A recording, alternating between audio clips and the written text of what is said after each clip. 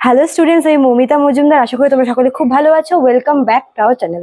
Students, আজকে আমি তোমাদের সেকেন্ড সেমিস্টার মেজর ইংলিশ থেকে the pot of gold drama থেকে কিছু ইম্পর্টেন্ট কোয়েশ্চেন নিয়ে আলোচনা করবো 12 মার্কসের। তো আশা করি তোমাদের ভিডিওটি হেল্পফুল হবে। তো ভিডিওটি তোমরা পুরোটা স্কিপ না করে শুরু থেকে একদম শেষ পর্যন্ত দেখবে, এটাই আশা করছি। ঠিক আছে? তো ভিডিওটি শুরু করার আগে বলে রাখি যে আমাদের অনলাইন ক্লাস কিন্তু চলছে এখনো, এবং আমাদের কিন্তু এখনো অ্যাডমিশন আর কি চলছে আমাদের সেন্টারে। তোমরা যারা এক্সামের আগে আমাদের কাছে অনলাইনে অ্যাডমিশন নিতে চাও তারা আমাদের হেল্পলাইন নাম্বারে যোগাযোগ করতে পারো। আমাদের হেল্পলাইন নাম্বার দেখো এখানে দেওয়া আছে, দুটো নাম্বার। একটা হচ্ছে 6295916282, আর একটা হচ্ছে 7076398606। এই দুটো হচ্ছে আমাদের হেল্পলাইন নাম্বার। তোমরা যে কোনো একটি নাম্বারে যোগাযোগ করে আমাদের সঙ্গে যুক্ত হয়ে যেতে পারো। এবং আমাদের যেটা কোর্স ফি সেটা 999 টাকা, এবং আমাদের কোর্সের ডিউরেশন 6 মাসের। তোমাদের এক্সাম যেহেতু সামনের মাসেই রয়েছে, তোমরা যারা এখন অ্যাডমিশন নেবে তোমরা পুরো 6 মাসের সমস্ত নোটস কিন্তু তোমরা পেয়ে যাবে। ঠিক আছে? এবং তোমাদের কিন্তু 999 টাকাই পে করতে হবে। ঠিক আছে? তো দেরি না করে তোমরা ঝটপট যারা আর কি আমাদের সাথে অনলাইনে যুক্ত হতে চাইছো, যারা পড়তে চাইছো এক্সামের আগে, তারা আমাদের হেল্পলাইন নাম্বারে যোগাযোগ করে যুক্ত হয়ে যাও। ঠিক আছে? চলো দেরি না করে শুরু করি ভিডিওটি। দেখো, তোমাদের দ্য পট অফ গোল্ড যে ড্রামাটি রয়েছে, এটা একটা কমেডি ড্রামা। তো এখান থেকে আমি তোমাদের টোটাল 12 মার্কসের 5টা ইম্পর্টেন্ট কোয়েশ্চেন রেখেছি। ঠিক আছে? তো সেগুলোকে ইম্পর্টেন্সের বেসিসে আমি 1 2 3 4 5 এভাবে রেখেছি। তো তোমরা আশা করি তোমাদের ভিডিওটি হেল্পফুল হবে, তোমরা দেখো। ঠিক আছে?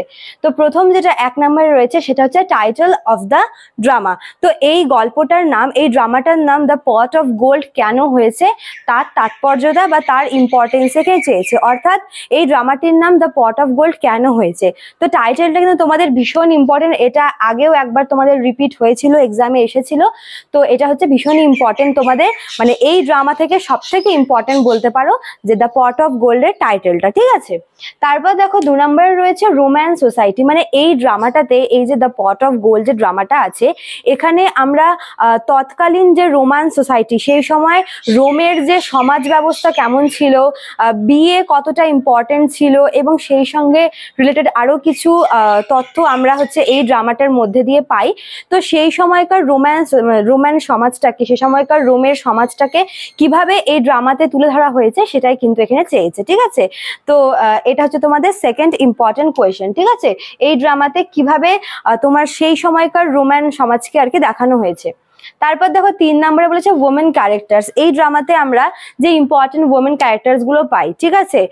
আমরা টোটাল 3টে এখানে ইম্পর্টেন্ট আর কি ওমেন ক্যারেক্টারকে দেখতে পাই, যাদের রোল কিন্তু ভীষণ ইম্পর্টেন্ট। তারা ভীষণ সিগনিফিকেন্ট, ভীষণ ইম্পর্টেন্ট রোল প্লে করেছে এই ড্রামাতে। তো সেই 3 জনের আর কি মহিলার যে চরিত্রটা, সেটা কিন্তু এখানে চেয়েছে। ঠিক আছে?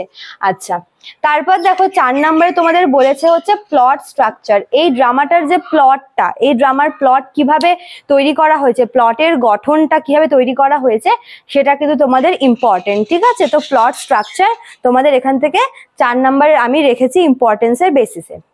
আর এখান থেকে তোমাদের যেটা পড়তে হবে 5 নাম্বার সর্বশেষ, সেটা হচ্ছে ড্রামাটিক আইরনি। এটাও কিন্তু তোমাদের ইম্পর্টেন্ট। এই ড্রামাতে কিন্তু হচ্ছে রাইটার অনেকগুলো ড্রামাটিক আইরনি হচ্ছে রিপ্রেজেন্ট করেছে। তো সেগুলো হচ্ছে ভীষণই ড্রামাটিক ভাবে তিনি সেগুলোকে প্রেজেন্ট করেছে। তো ওই সমস্ত আইরনি গুলিকে কিন্তু এখানে তোমাদের জানতে চেয়েছে। ঠিক আছে? তো এই 5টা ছিল তোমাদের দ্য পট অফ গোল্ড থেকে ইম্পর্টেন্ট 12 মার্কসের question for your upcoming examination. তো এই 5টা কোয়েশ্চেন তোমরা পড়লে আশা করি তোমাদের এখান থেকে 12 মার্কসের কমন চলে আসবে। তোমাদের আর কিছু পড়তে হবে না এর বাইরে। আমি তোমাদের আরো একবার 5টা মনে করিয়ে দিচ্ছি। প্রথমটা হচ্ছে টাইটেলটা। এই ড্রামার নাম দ্য পট অফ গোল্ড কেন হয়েছে, যেহেতু গল্পটা মানে শুরু থেকে শেষ পর্যন্ত মানে যা কিছু হয়েছে সবটাই হচ্ছে ওই মানে গোল্ডের পটটাকে নিয়ে। ঠিক আছে? কাজে আমরা বলতে পারি যে এই ড্রামাটার নাম দ্য পট অফ গোল্ড কিন্তু একদম অ্যাপ্রোপ্রিয়েট। ঠিক আছে? তারপর 2 নম্বরটা তোমার হচ্ছে রোম্যান্স সোসাইটি। এই ড্রামাতে আমরা দেখতে পাই যে সেই সময়কার রোমান সোসাইটিতে হচ্ছে বিয়েটা কতটা ইম্পর্টেন্ট ছিল। তারপর মনে করো যে বিয়ের সঙ্গে সম্পর্কিত কিছু জিনিস, ফর এক্সাম্পল পণ প্রথা, এইসব জিনিস কি খুব সুন্দর করে কিন্তু এই ড্রামাতে তুলে ধরা হয়েছে। তো রোম্যান্স সোসাইটিটা এখান থেকে তোমাদের ইম্পর্টেন্ট রয়েছে। 3 নম্বরে তোমাদের হচ্ছে ওমেন ক্যারেক্টার্স। যে 3টি ওমেনকে আমরা দেখতে পাই এই ড্রামাতে, তাদের চরিত্রগুলি তারা কিন্তু প্রত্যেকেই মানে আলাদা আলাদা ইন্ডিভিজুয়াল কিছু কিছু আর কি ওদের মধ্যে ক্যারেক্টারের ফিচার্স আমরা দেখতে পাই। ঠিক আছে? যেরকম ওই মেয়েদের ক্যারেক্টার বলো বা হচ্ছে ওই মানে গল্পের যে হিরোইন তার কথা বলো, তো এরা সবাই কিন্তু আলাদা আলাদা কিছু বৈশিষ্ট্য নিয়ে রয়েছে। তো এদের ক্যারেক্টারগুলো তোমাদের ইম্পর্টেন্ট পরীক্ষার জন্য, ঠিক আছে।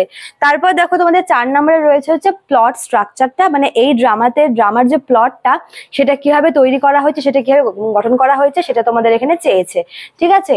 আর সর্বশেষ তোমাদের 5 নম্বর রয়েছে হচ্ছে ড্রামাটিক আইরনি।